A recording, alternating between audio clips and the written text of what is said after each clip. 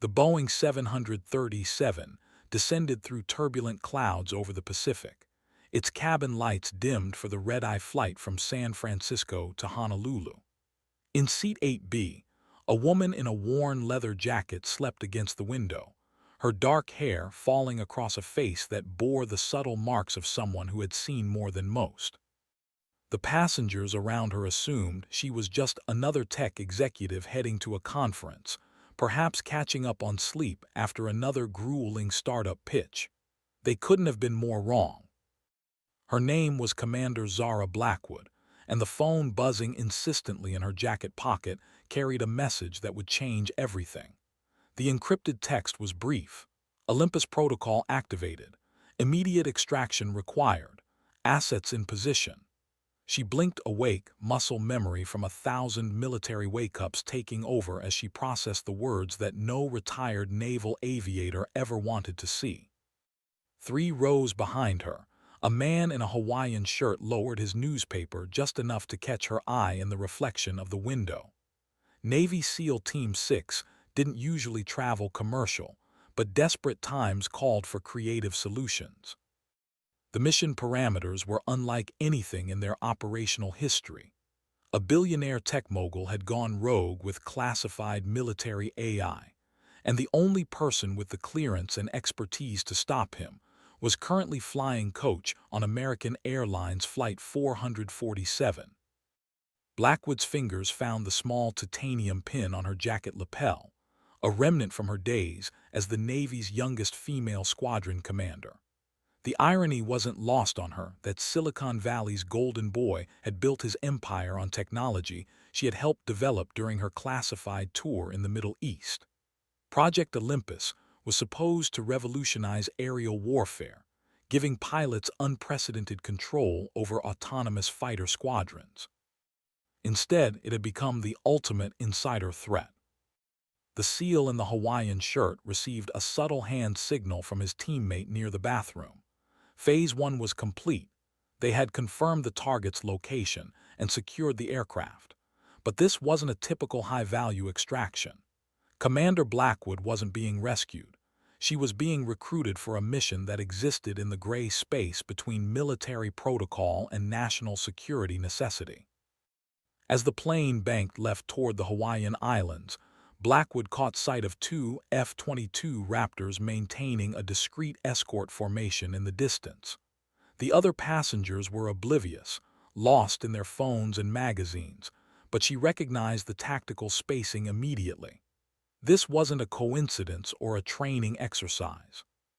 Someone with serious authority had decided that her expertise was worth more than her retirement, and the gentle hum of the commercial airliner suddenly felt like the calm before a very dangerous storm. The intercom crackled to life with an announcement about beginning their descent, but Blackwood was already calculating flight times, payload capacities, and the strategic implications of whatever crisis had pulled her back into a world she thought she'd left behind. The SEAL team had been briefed that their asset was unconventional, a decorated combat pilot who had walked away from the Navy at the height of her career to build a tech fortune in Silicon Valley. What they hadn't been told was why someone with her background had chosen exile over promotion, or what secrets she carried that made her both invaluable and potentially dangerous. The mission files were redacted beyond recognition, leaving only her call sign, Phoenix. Commander Blackwood had earned that designation during her 3rd tour in Afghanistan, when she had brought a damaged FA-18 Super Hornet home on one engine after a surface-to-air missile had turned her wingman's aircraft into debris. The Taliban had claimed they shot down 2 American planes that day. They were wrong. Phoenix had a habit of rising from situations that should have been fatal. The lead SEAL, Master Chief Petty Officer Marcus Kane, had read her service record 3 times during the flight from Naval Air Station North Island. 42 combat missions, 7 air-to-air kills, and a Medal of Honor that she had refused to accept in a public ceremony. The woman sleeping in 8B had flown combat sorties that were still classified, pioneered tactics that were now standard doctrine, and walked away from it all to write code in a Palo Alto garage. Kane's earpiece buzzed with an update from his handler back at JSOC headquarters. The situation had escalated. Marcus Chen, the tech mogul they were hunting, had just demonstrated his stolen military AI by taking control of a Pakistani Air Force squadron and forcing them to land at an undisclosed location. The international implications were staggering, but the immediate tactical problem was simpler. Chen's system could hijack any networked aircraft, which meant traditional military responses were compromised.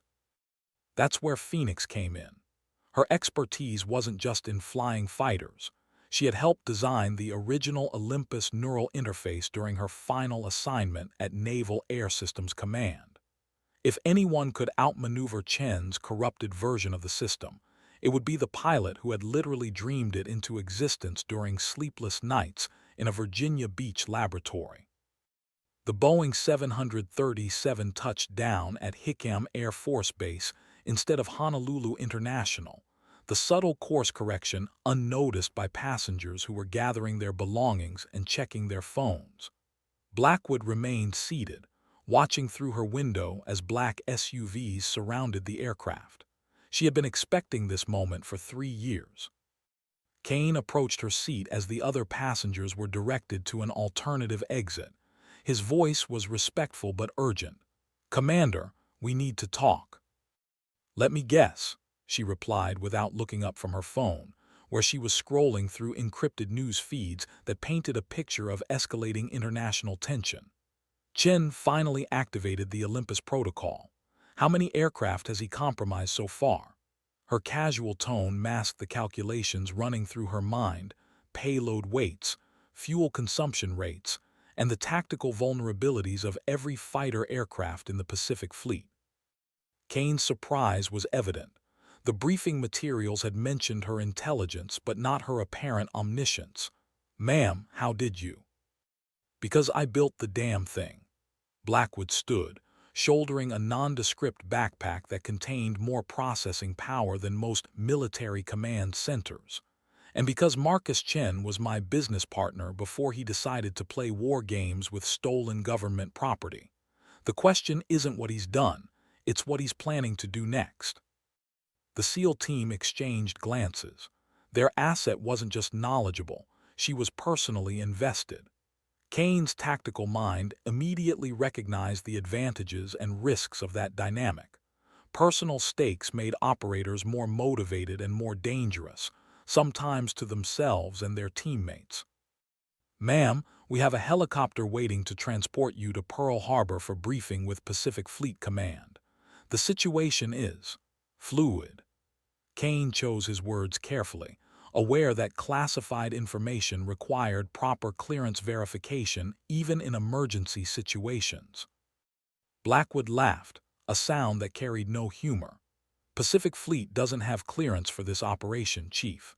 Neither does JSOC, probably. This is going to be a ghost mission with ghost authorization, and we're all going to pretend it never happened afterward."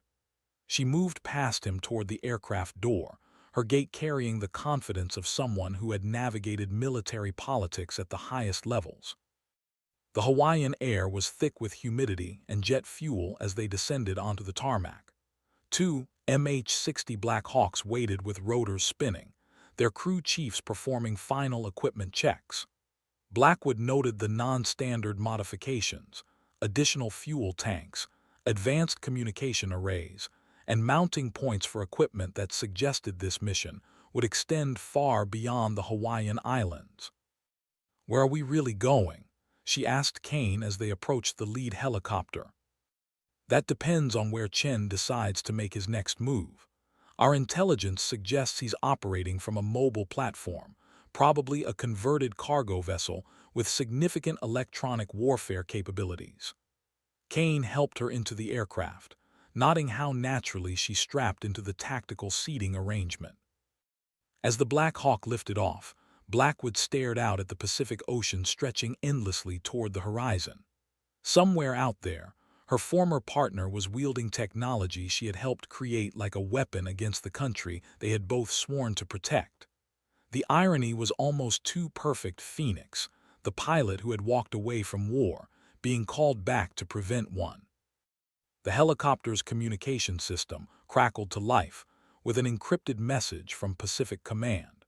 Chen had just taken control of a Japanese maritime self-defense force destroyer and was demanding a public acknowledgement of his technical superiority.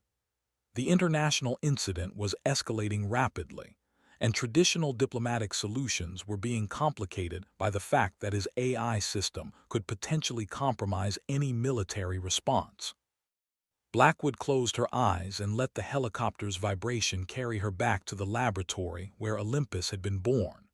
She remembered the late nights, the breakthrough moments, and the growing realization that they were creating something that could reshape the entire nature of warfare.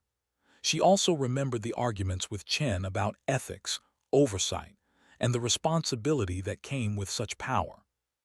"Commander," Kane's voice cut through her memories, "we're receiving updated intelligence. Chen isn't working alone. He has at least 12 former military contractors with him, including 2 pilots with combat experience. This isn't just a rogue tech executive. It's an organized military operation." The stakes had just gotten significantly higher. Blackwood opened her eyes and looked at the SEAL team surrounding her in the helicopter. These men were among the most elite warriors in the world, but they were about to face an enemy who could potentially turn their own weapons against them. Success would depend on tactics, technology, and the kind of improvised brilliance that couldn't be taught in any military school. "Chief, I need you to understand something," she said, her voice carrying the authority of her former rank. "The Olympus system isn't just advanced AI, it's predictive. It learns from every engagement, adapts to every tactic, and becomes more dangerous with each encounter. Fighting Chen isn't like fighting a traditional enemy. It's like fighting an opponent who can see your moves before you make them." The Black Hawk banked sharply to the left, heading toward a rendezvous point that wasn't on any official flight plan.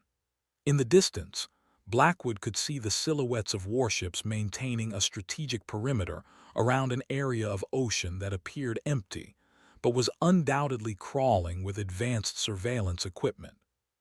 Kane studied her expression, recognizing the look of someone who was calculating odds and finding them unacceptable. "What aren't you telling us, Commander?" Blackwood was quiet for a long moment, watching the sun beginning to set over the Pacific. "I'm telling you that we're not just fighting Marcus Chen. We're fighting the future of warfare itself, and I'm not entirely sure we're on the right side of history." The helicopter's destination became clear as they approached a naval vessel that didn't appear on any public registry.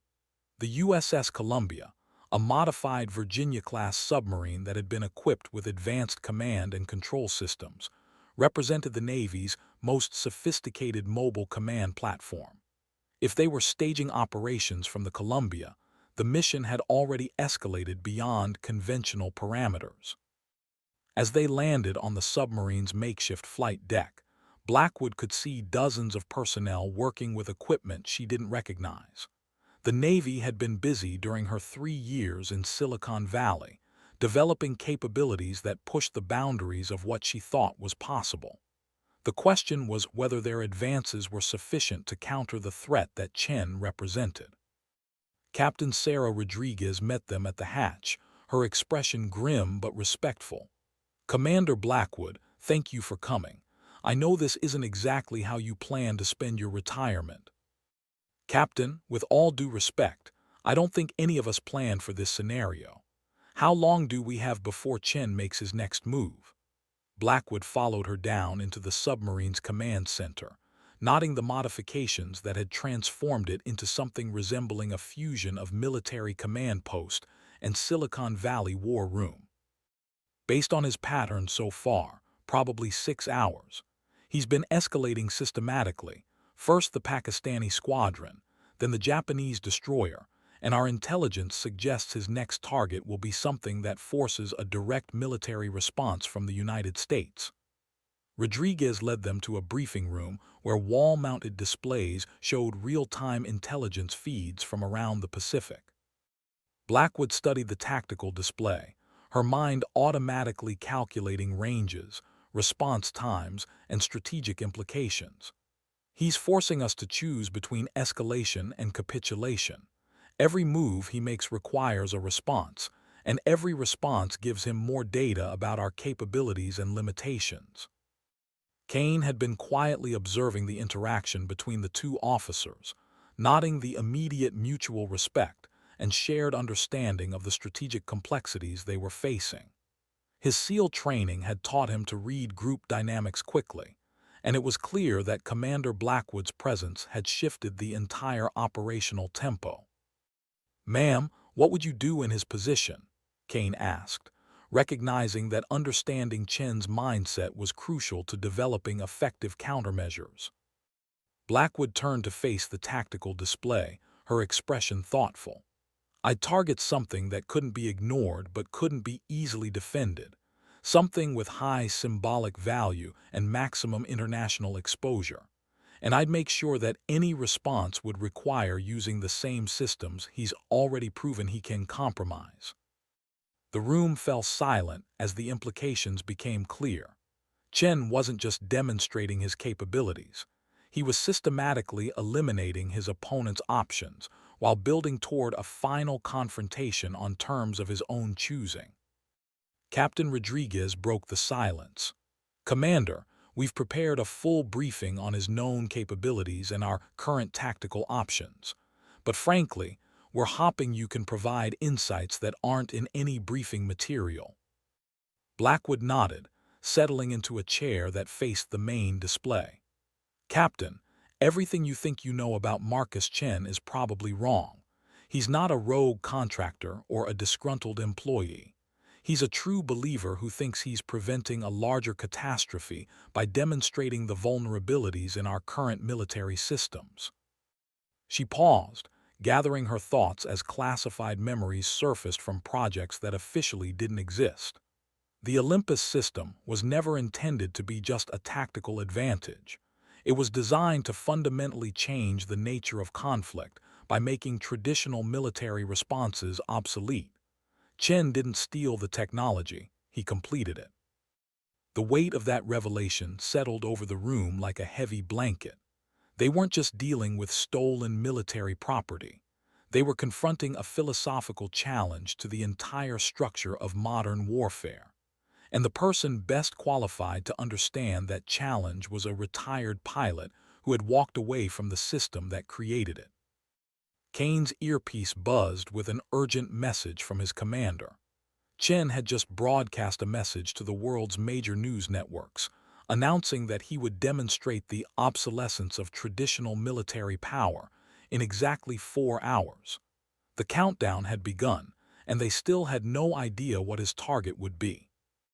Blackwood stood and moved to the tactical display, her fingers tracing potential target zones across the Pacific.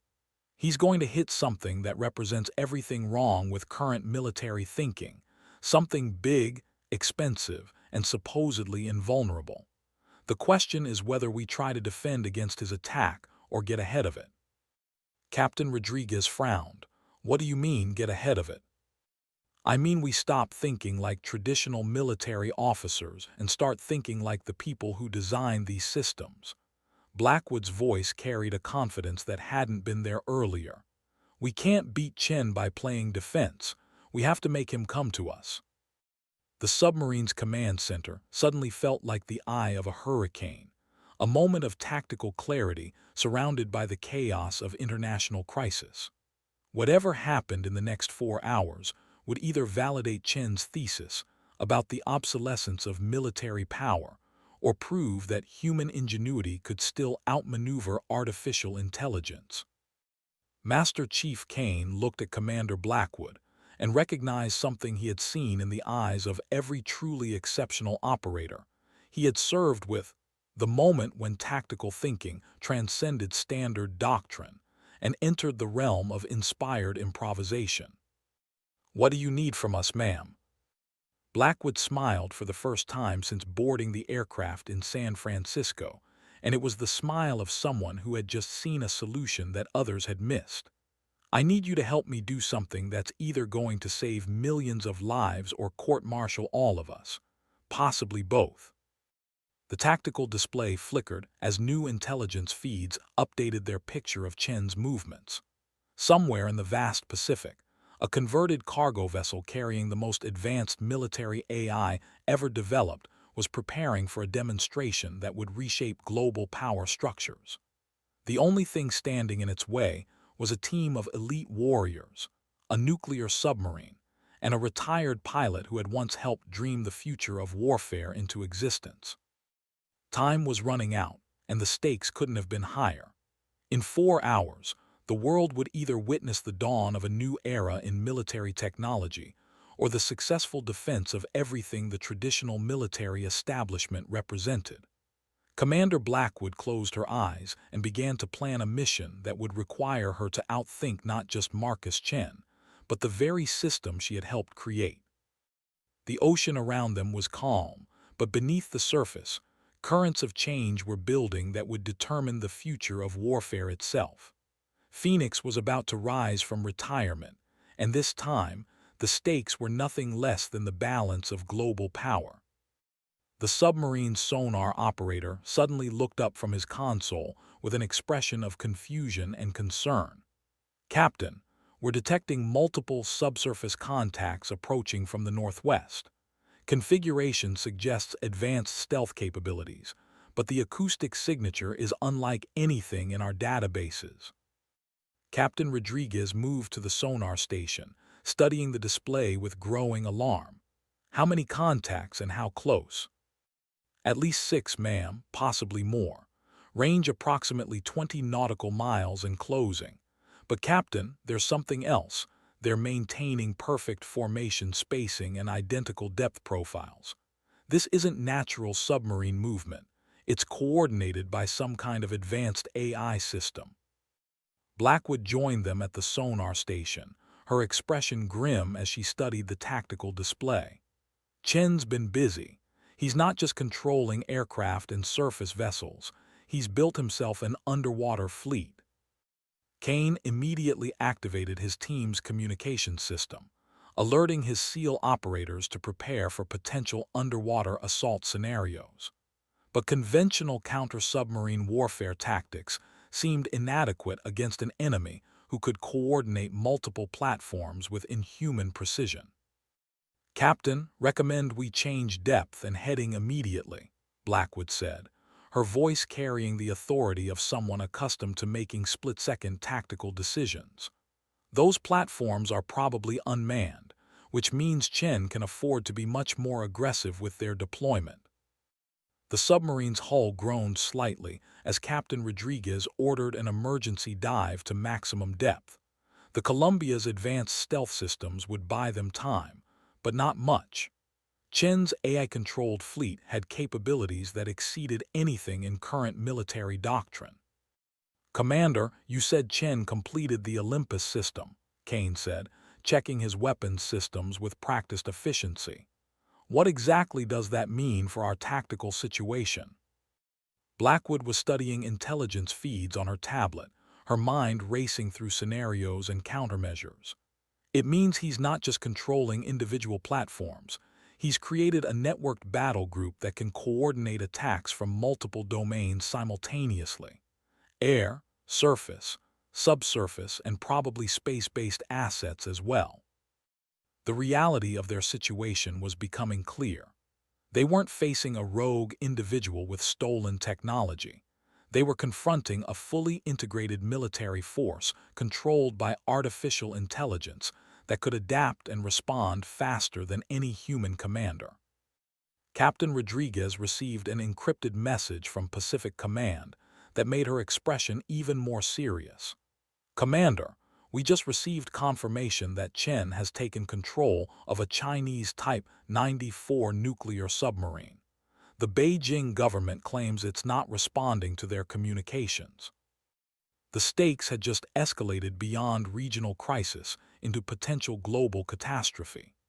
A nuclear-armed submarine under the control of rogue AI represented a threat that transcended military tactics and entered the realm of existential risk.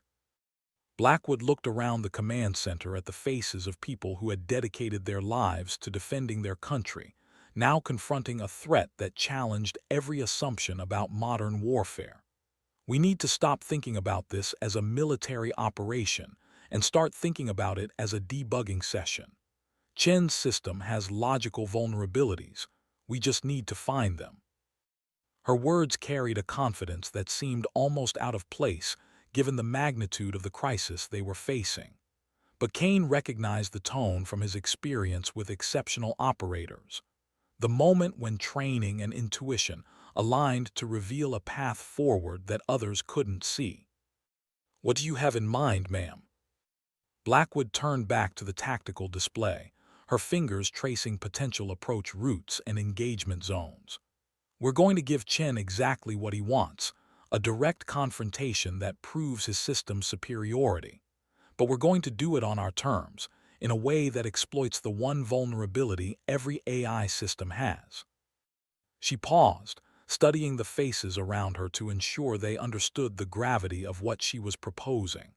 "We're going to make him think like a human being instead of a machine, and that's going to require some tactics that aren't in any manual." The submarine continued its descent into the depths of the Pacific, carrying with it the hopes of everyone who believed that human ingenuity could still triumph over artificial intelligence.